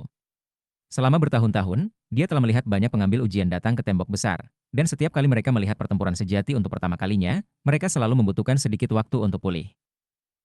Paling tidak, biasanya mereka butuh beberapa napas waktu untuk melakukannya, namun pembudidaya tak bernama di depannya hanya membutuhkan satu napas waktu. Bahkan, dari tampilan itu, mungkin bahkan sedikit lebih cepat dari itu. Tampaknya, pemuda ini tidak asing dengan perang. Tentu saja, dibandingkan dengan Zhao Tianjiao dan yang lainnya dalam grup, Bai Xiaon memiliki lebih banyak pengalaman di bidang pertempuran. Berkat semua yang telah terjadi di Capai Bawah dan Capai Tengah, dia sangat akrab dengan konflik skala besar. Namun, terlepas dari keakrabannya, masih mengejutkan melihat semua pembudidaya di atas pertempuran dinding, dan terutama dengan meriam ajaib. Selanjutnya, semua itu dengan cepat merobek perhatiannya pada apa yang terjadi di luar tembok. Di luar tembok, langit berwarna merah tua, seolah-olah itu telah dinodai oleh nyala api yang tak terhitung jumlahnya selama bertahun-tahun. Bahkan tanah di luar berwarna merah cerah, kontras dengan tanah hitam di dalam tembok besar. Di bawah tembok ada banyak jiwa pendendam, wajah mereka berubah menjadi ekspresi ganas dan mereka berteriak dan melolong, melakukan segala daya mereka untuk mencoba menghancurkan dinding itu sendiri. Mereka adalah jiwa laki-laki dan perempuan, tua dan muda, mereka semua sangat jahat, dan maju terus dalam gelombang serangan seperti pasang. Jumlah jiwa sangat mencengangkan. Dimanapun Bai Xiaon melihat, dia tidak melihat apapun kecuali jiwa pendendam, apakah itu di tanah atau di udara. Seolah-olah dia sedang melihat lautan jiwa yang besar. Beberapa menyerang perisai bercahaya hitam, dan yang lain kertakan dan menggigit dinding itu sendiri. Banyak yang terbang dan mencoba menyerang para Flyers kulit yang berada di tempat terbuka. Meskipun jiwa-jiwa yang pendendam bisa menyerang dan mundur sesuka hati, perisai hitam dan dinding menempel kuat pada mereka. Bagi para Flyers kulit, segalanya berbeda. Sebagian besar dari mereka ada di dinding, dan bahkan jika mereka menyerbu ke tempat terbuka untuk ofensif, mereka selalu harus kembali ke dinding di beberapa titik, dan mengandalkan perlindungan perisai untuk melemahkan jiwa untuk periode sebelumnya memulai serangan lain. Selain jiwa-jiwa pendendam, terkadang ada raksasa yang terlihat di dalam pasukan musuh. Kebanyakan dari mereka tingginya sekitar 3 meter, dan meskipun secara fisik mengesankan, tampak kurus dan sakit-sakitan. Meski begitu, mereka masih gila, haus darah dan benar-benar ganas, dan mata mereka memancarkan kebencian yang tak terduga kapanpun mereka memandang ke arah tembok besar. Bai Xiaon langsung mengenali para raksasa itu, mereka tak lain adalah orang liar Wildlands. Sebagian besar dari mereka menahan diri, mencari peluang yang diciptakan oleh lautan jiwa. Begitu kesempatan seperti itu muncul, mereka akan menyerukan kekuatan tubuh kedagingan mereka untuk meroket di udara seperti meteor. Serangan orang-orang liar adalah apa yang paling membuat para Flyers kulit di tembok besar merasa gelisah. Setiap kali mereka terjadi, para pembudidaya akan terbang dari dinding untuk melakukan serangan balik dengan kekuatan penuh. Ledakan gemuruh memenuhi udara, dan darah merah tua dan darah kental memenuhi medan perang saat pertempuran sengit berlanjut. Bahkan ketika Bai Xiaon melihat sekeliling untuk mengambil semuanya, orang-orang liar di luar sepertinya memperhatikan dia. Mereka dapat mengatakan bahwa dia dan kelompoknya adalah pendatang baru, dan salah satu dari mereka, yang kebetulan sedikit lebih besar dari yang lain, tiba-tiba meluncurkan dirinya ke udara ke arah mereka. Sambil melolong, dia melesat dalam seberkas cahaya, secara bersamaan melakukan gerakan mantra dua tangan, yang menyebabkan banyak jiwa pendendam bergabung dengannya dalam tugasnya. Dalam sekejap mata, Bai Xiaon melihat gigi menghitam, kekuningan dan tubuh kurus berlari dengan gila ke arahnya. Murid Li Hongming mengerut, dan dia melangkah maju, tangan kanan berkedip dalam gerakan mantra sebelum melambaikan jarinya ke arah orang biadab. Pada saat yang sama, banyak Flyers kulit terdekat juga mulai mengisi maju. Melihat orang biadab menatapnya dengan gaya haus darah seperti itu menyebabkan hati Bai Xiaon berdenyut ketakutan. Namun, semakin berbahaya dia dalam, semakin eksplosif dia akan bereaksi. Karena tidak punya waktu untuk mempertimbangkan situasinya, ia membuka mata Dharma Heavenspanya, yang menyebabkan sinar ungu menyala. Cahaya ungu hampir langsung mendarat di orang biadab, membungkusnya. Efeknya hanya berlangsung sesaat sebelum dia membebaskan dirinya, tetapi dalam waktu itu, Bai Xiaon melakukan gerakan mantera, menyebabkan ki dingin yang mengejutkan. Suara retak bisa langsung terdengar ketika lapisan es muncul di sekitar orang biadab yang menyerang. Bersamaan, Li Hongming dan tentara lainnya menyerang, menyebabkan suara ledakan bergema ke segala arah. Saat itulah Zhao Tianjiao dan Chen Yueshan pulih. Ekspresi berkedip-kedip, mereka juga bergabung dalam serangan itu. Di tengah suara gemuruh, orang biadab menjerit memilukan dan tercabik-cabik. Darah hitam meledak ke segala arah, tetapi terlalu jauh dari dinding dan perisai untuk mengenai mereka. Alih-alih, air itu jatuh ke tanah di bawahnya, tempat itu mendesis dan mendesis ketika melarutkan tanah. Darah orang liar dipenuhi dengan berbagai racun, Li Hongming menjelaskan, dan cukup kuat untuk mengikis tembok itu sendiri. Ini adalah perkembangan baru dari dalam 100 tahun terakhir, dan itulah sebabnya kita tidak bisa membiarkan orang liar bahkan mendekati tembok besar. Dari sorot matanya, penghinaan yang dia rasakan terhadap Bai Xiaon tampaknya telah berkurang secara signifikan. Chapter 469. Bai Xiaon menatap dengan mata terbelalak ke kawah yang telah dicairkan oleh darah orang biadab, dan hatinya bergetar. Mereka bukan orang biadab, pikirnya, mereka lebih seperti tungkupil di ambang ledakan. Aku tidak percaya itu yang terjadi ketika kamu membunuh mereka. Terlepas dari kenyataan bahwa dia bahkan lebih gugup daripada sebelumnya, dia dapat mengatakan bahwa Li Hongming menatapnya dengan berbeda dari sebelumnya, jadi dia memaksakan dagunya dan dengan dingin berkata, sudah cukup lama aku berharap untuk merayakan hari raya aku. Mata bertarung seperti ini. Agaknya, pertempuran seperti ini tidak sering terjadi. Cemoohan Li Hongming untuk Bai Xiaon terus berkurang, jadi dia tersenyum dan menjelaskan, tentu saja mereka lakukan. Pertempuran skala kecil seperti ini terjadi setiap 2 atau 3 hari. Bai Xiaon lebih suka tidak mendengar penjelasan seperti itu, dan hatinya segera berdebar. Melihat keluar tembok, dia melihat lautan jiwa, orang-orang liar yang tak terhitung jumlahnya, dan bahkan lokasi-lokasi tertentu di mana ada binatang-binatang buas yang besar dan ganas. Ini adalah pertempuran skala kecil. Pikirnya terkejut. Seperti apa pertempuran besar itu? Tidak hanya segalanya terlihat sangat berbahaya, tetapi itu mengingatkannya bahwa dia harus pergi keluar tembok besar pada setidaknya 3 misi. Sakit kepala. Sambil tersenyum tipis, Li Hongming memandang Zhao Tianjiao dan yang lainnya dan berkata, "Baiklah, berbahaya di sini di atas tembok. Sekarang setelah kamu melihat perang, mengapa kita tidak kembali?" Bai Xiaon baru saja akan setuju ketika Zhao Tianjiao menarik napas dalam-dalam. Dengan mata berbinar, dia melihat ke arah pertempuran dan berkata, "Brother Li, berapa lama pertempuran ini akan berlangsung?" Li Hongming memandang sekeliling sejenak untuk menilai situasi, lalu menjawab, "Dari tampilan hal-hal, aku katakan gelombang jiwa akan surut malam ini. Maka akan ada 1 atau 2 hari kedamaian dan ketenangan. Kalau begitu, aku akan menunggu di sini. Setelah pertempuran selesai, aku ingin segera pergi ke Wildlands untuk memulai pelatihan aku." Bai Xiaon telah mengetahui selama ini bahwa Zhao Tianjiao akan berpikir seperti ini, dan tidak terkejut sama sekali. Namun, Li Hongming tampak sangat terkejut. "Kamu ingin keluar dari tembok besar. Itu sebabnya aku datang ke sini. Untuk pergi ke Wildlands." Li Hongming memandang Zhao Tianjiao sedikit lebih dekat untuk sesaat sebelum menggenggam tangan dan membungkuk dalam-dalam. "Selama bertahun-tahun aku ditempatkan di sini di Great Wall City, aku tidak bisa menghitung berapa banyak orang yang pergi ke Wildlands, tidak pernah kembali. Rekan Daoist Zhao, fakta bahwa kamu memiliki tujuan seperti itu meskipun status kamu yang luar biasa benar-benar layak dihargai. Aku benar-benar berharap perjalanan kamu aman, rekan Daoist." Zhao Tianjiao tertawa terbahak-bahak, lalu menatap Chen Yueshan. Menempatkan tangannya di mulut untuk menutupi senyumnya, dia berjalan tanpa sepatah kata pun untuk berdiri di sisi Zhao Tianjiao. Pesannya jelas, dia akan tinggal bersama Zhao Tianjiao kemanapun dia pergi. Mungkin berbahaya di luar, dan dia mungkin memiliki reputasi sebagai salah satu wanita muda yang paling dicintai di sekte ini, tetapi pada saat itu, hal-hal itu tidak penting baginya. Adapun 2 pengikut Zhao Tianjiao dan 2 teman dekat Chen Yueshan, tidak ada dari mereka yang mengatakan apa-apa.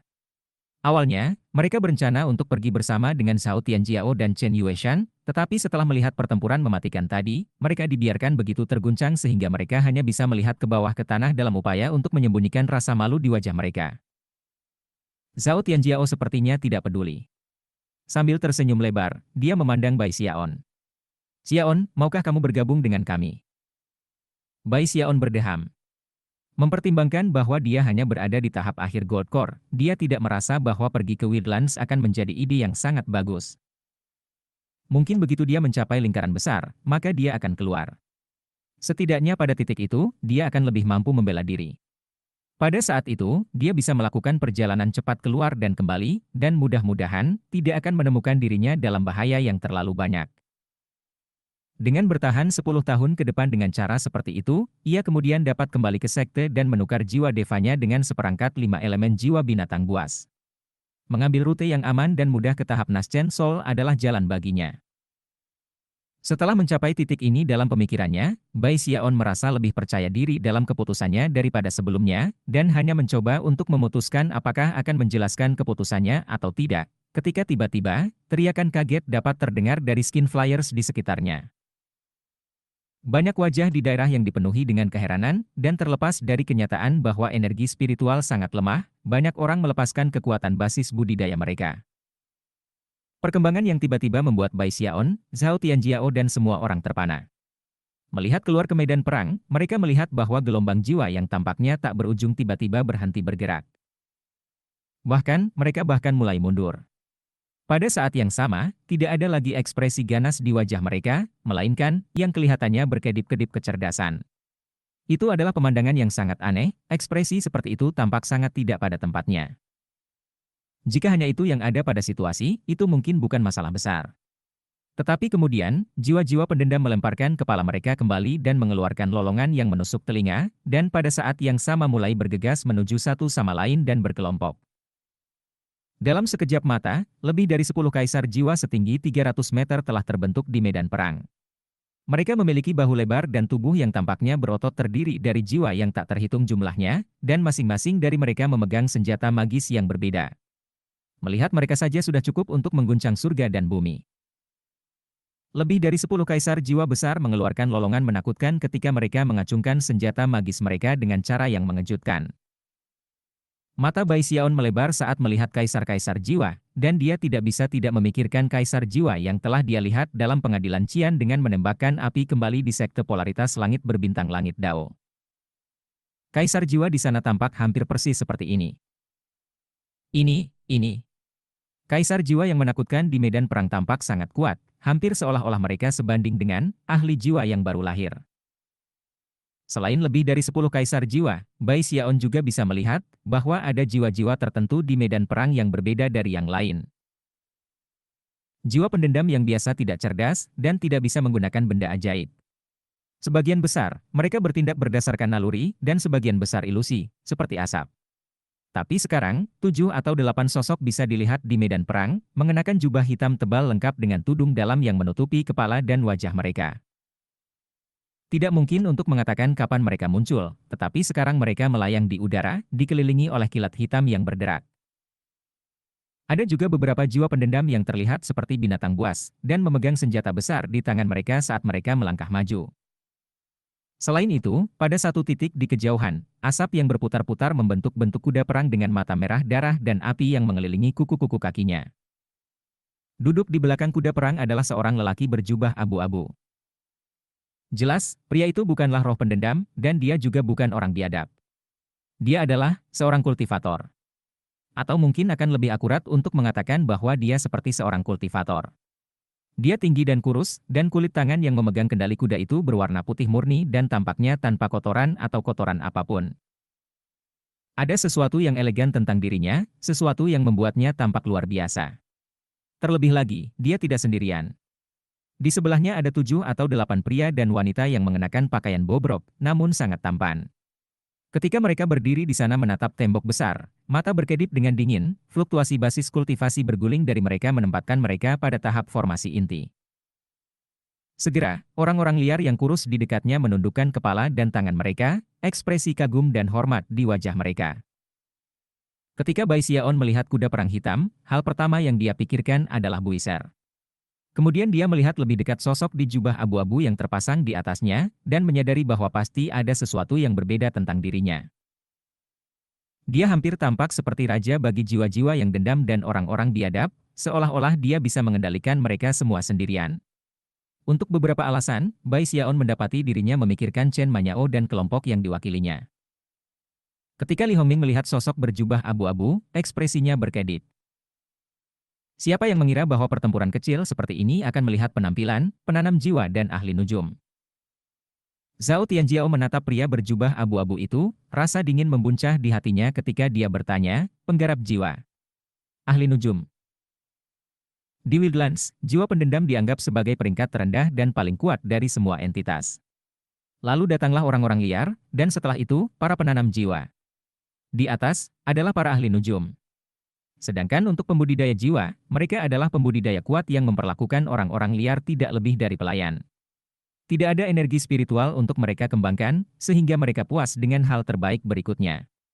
Mereka menggunakan vitalitas jiwa alih-alih kekuatan spiritual, dan itulah sebabnya mereka disebut pembangun jiwa. Orang-orang yang bertanggung jawab untuk menangkap jiwa-jiwa pendendam yang paling kuat, para ahli teknik manipulasi jiwa, dan orang-orang yang mengekstrak vitalitas jiwa untuk digunakan para penanam jiwa, jarang ada di Wildlands, dan sangat dihargai. Mereka adalah ahli nujum. Necromancer adalah makhluk yang menakutkan. Masing-masing adalah ahli yang kuat yang dapat mengendalikan jiwa, menggabungkan mereka, dan bahkan mengandung jiwa di dalam tubuh mereka untuk dilepaskan dengan kekuatan yang menghancurkan. Li Hongming berkata dengan suara rendah. Chapter 470. Bahkan ketika Li Hongming menjelaskan tentang pembudidaya jiwa dan ahli nujum, pria berjubah abu-abu pada kuda perang hitam mengulurkan tangan kanannya dan menunjuk ke tembok besar. Sebagai tanggapan, lebih dari 10 kaisar jiwa raksasa meraung dan mulai menyerang di medan perang, diikuti oleh banyak binatang buas pertempuran di daerah tersebut. Tentu saja, tidak semua jiwa pendendam di medan perang telah digunakan untuk membuat kaisar jiwa, jadi ada banyak jiwa pendendam biasa yang menemani mereka dalam tugas mereka. Ada juga jiwa hitam pekat di udara, dikelilingi oleh kilat hitam, dan jiwa dengan senjata magis khusus. Saat serangan dimulai, gemuruh hebat menggema yang cukup untuk menjatuhkan gunung dan mengeringkan laut. Orang-orang liar juga melolong ketika mereka mulai berlari ke arah tembok besar, dengan hanya pria berjubah abu-abu dan 7 atau 8 penanam jiwa yang tersisa tidak bergerak ketika mereka menyaksikan adegan itu bermain. Pertempuran semakin meningkat, dan suara gemuruh yang memekakan telinga sudah memenuhi udara. Adapun Zhao Tianjiao, dia berdiri menatap pertempuran, mendengarkan dengan seksama penjelasan Li Hongming. Meskipun Zhao Tianjiao tahu sedikit tentang Wildlands, Li Hongming secara pribadi telah di sini berperang selama bertahun-tahun, jadi jelas, pemahamannya jauh lebih dalam dan lebih jelas. Bai Xiaon berdiri di sana menjilat bibirnya saat dia melihat pembudidaya jiwa dan pria berjubah abu-abu. Dia memiliki sedikit perspektif yang berbeda dari Zhao Tianjiao, dia telah berurusan dengan Wildlands untuk waktu yang lama sekarang, dan sangat senang mendapat informasi tambahan ini dari Li Hongming. Baik jiwa yang pendendam maupun orang buas adalah penguasa Wildlands yang sebenarnya, pikirnya. Yang sebenarnya yang bertanggung jawab adalah yang disebut pemberontak yang telah dipaksa hidup di sana. Awalnya, mungkin tidak terlalu banyak dari mereka, tetapi setelah bertahun-tahun berlalu, mereka berlipat ganda dan menjadi banyak. Mengingat betapa tandusnya tempat itu, mereka tidak punya pilihan selain menggunakan vitalitas jiwa untuk berlatih kultivasi. Dan itulah sebabnya mereka disebut pembangun jiwa. Para ahli nujum hanya harus menjadi tokoh luar biasa di antara para pembudidaya jiwa. Dia mengatakan mereka mahir memanipulasi jiwa, jadi aku bertanya-tanya apakah prosesnya mirip dengan bagaimana ramuan obat atau benda-benda magis ditempa. Bahkan ketika Bai Xiaon terbungkus dalam pemikiran ini, Chen Yueshan mengerutkan kening. 1. Bahkan jika pembudidaya jiwa kuat dan ahli nujum jarang, apa yang mereka lakukan di sini? Apa yang memberi mereka keberanian untuk mengambil seluruh tembok besar hanya dengan kelompok kecil itu? Bukankah mereka khawatir kami akan menyerbu dan membunuh mereka? Chen Yueshan bukan satu-satunya yang memikirkan pertanyaan itu. Zhao Tianjiao juga telah memikirkannya. Bahkan Bai Xiaon memandang Li Hongming dengan penuh harap. Li Hongming tidak merespons. Sebagai gantinya, dia mengulurkan tangan kanannya, di dalamnya muncul slip batu giok yang tampaknya digunakannya untuk mengirimkan beberapa perintah. Selanjutnya, 10 meriam ajaib besar tiba-tiba mulai menyala di tembok besar, mengirimkan fluktuasi kuat ke segala arah. Beberapa saat kemudian, suara gemuruh terdengar ketika sinar cahaya terang keluar dari meriam ke medan perang. Udara terdistorsi di sekitar sinar cahaya ketika mereka menembak ke arah Kaisar Jiwa, beberapa di antaranya mengeluarkan jeritan sengsara saat mereka dihancurkan. Berkas cahaya menembus mereka seperti pisau panas melalui mentega, dan kemudian melanjutkan untuk menghancurkan lebih banyak orang biadab dan jiwa di belakang mereka. Dalam sekejap, cahaya itu mendekati ahli nujum itu. 10 sinar cahaya itu cukup kuat untuk menghancurkan para pembudidaya Nas Chen Sol, namun ketika mereka mengenai ahli nujum dan penanam jiwa, tubuh mereka menghilang begitu saja. Jelas, mereka tidak terbunuh, tetapi telah mengunjungi medan perang melalui proyeksi, dan tidak dengan bentuk asli mereka. Rahang Chen Yueshan terjatuh, dan murid-murid Zhao Tianjiao mengerut. Bahkan Bai Xiaon benar-benar terkejut. Rupanya, Li Hongming sama sekali tidak terkejut dengan pertanyaan Chen Yueshan, dan bahkan mengharapkannya. Dulu ketika aku pertama kali tiba di tembok besar, aku memiliki pertanyaan serupa. Sayangnya, tidak ada yang memberi aku jawaban, dan aku hanya belajar kebenaran setelah melihat sesuatu dengan mata kepala sendiri. Berbalik menghadapnya, dia berkata, aku curiga kamu tidak tahu banyak tentang Wildlands seperti yang kamu pikirkan. Melakukan. Alam liar sangat besar, jauh lebih besar dari sungai Heavenspan tempat kita berasal. Jiwa pendendam ada begitu banyak sehingga mereka tanpa akhir. Selama puluhan hingga puluhan ribu tahun yang tak terhitung jumlahnya, orang-orang liar di sana telah dilahirkan dengan kekuatan dewa yang mengalir di nadi mereka. Setelah mereka dewasa, beberapa dari mereka menjadi raksasa yang tingginya ribuan meter. Ada juga binatang buas yang tak terhitung jumlahnya di Wildlands, jenis yang akan mengejutkanmu mendengar mereka dijelaskan. Ingat, ini bukan hanya sekte polaritas langit berbintang langit yang menolak Wildlands, itu semua sekte di lembah sungai Heavenspan. Lebih jauh, kita bukan satu-satunya yang memiliki dewa. Kita juga bukan satu-satunya yang memiliki dewa. Ketika Li Hongming melanjutkan dengan penjelasannya, Bai Xiaon memandang ke tempat di mana ahli nujum dan pembangun jiwa telah berdiri, serta pertempuran mengerikan yang sedang terjadi. Bahkan ketika dia menghela nafas dan mengutuk tentang berakhir di tempat seperti ini, Zhao Tianjiao melemparkan kepalanya ke belakang dan tertawa terbahak-bahak. Jika Wildlands dipenuhi dengan yang lemah, lalu apa gunanya pergi ke sana untuk pelatihan? Tanah di luar sana dipenuhi dengan harimau yang meringkuk dan naga tersembunyi, yang menjadikan mereka tempat yang sempurna untukku. Selain itu, Wildlands mungkin kuat, bahkan dengan dewa dan dewa, tapi kita memiliki surgawi. Dengan surgawi di pihak kita, Wildlands akan menjadi Wildlands untuk selamanya. Mereka akan selalu terjebak di luar tembok besar, dan tidak akan pernah mencemari laut Heavenspan kita. Zhao Tianjiao tampak sangat agung ketika dia berdiri di sana dan mengucapkan kata-kata seperti itu, sedemikian rupa sehingga Li Hongming juga bergabung dengannya dalam tertawa. Betul. Kita memiliki Celestial, sehingga Wildlands akan selalu terjebak di luar. Begitulah selalu terjadi. Kilatan persetujuan yang kuat bisa terlihat di mata Li Hongming saat dia melihat Zhao Tianjiao. Saat mereka berdua tertawa bersama, Zhao Tianjiao memandang Bai Xiaon dan bisa melihat bahwa dia gugup. Xiaon, apakah itu membuatmu takut untuk melihat semua jiwa itu dan mendengar tentang seberapa kuat Wildlands? Kultivasi pada dasarnya adalah pembangkangan surga, jadi kita para pembudidaya jelas harus mendominasi medan perang untuk mengukir dao besar kita sendiri. Ketika berhadapan dengan Zhao Tianjiao dan Li Hongming yang tampak heroik, Bai Xiaon tahu bahwa dia tidak bisa membiarkan dirinya terlihat ketakutan. Memelototi mereka, dia menampar dadanya dengan keras dan dengan keras menyatakan, takut. Siapa bilang aku takut? Aku bisa menghancurkan jiwa lemah itu semudah membalik tanganku.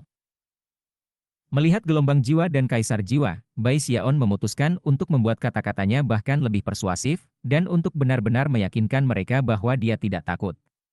Karena itu, ia harus mengambil tindakan. Menampar tasnya memegang, ia menghasilkan pil konvergensi jiwa. Melihat dengan jijik ke medan perang, dia membuang pil itu. Ambil ini. Saat pil obat terbang di udara, dia melakukan gerakan mantra dan kemudian melambaikan jarinya padanya. Ketika dia melakukannya, pil itu mendarat di tengah lautan jiwa, dan kemudian meledak.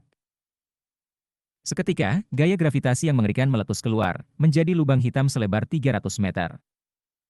Semua jiwa di darah itu berada di tengah-tengah melolong dan menyerbu menuju tembok besar. Namun, dalam sekejap mata, lolongan mereka dipotong pendek. Sementara itu, ekspresi keheranan bermata lebar tiba-tiba muncul di wajah para flyers kulit di dinding.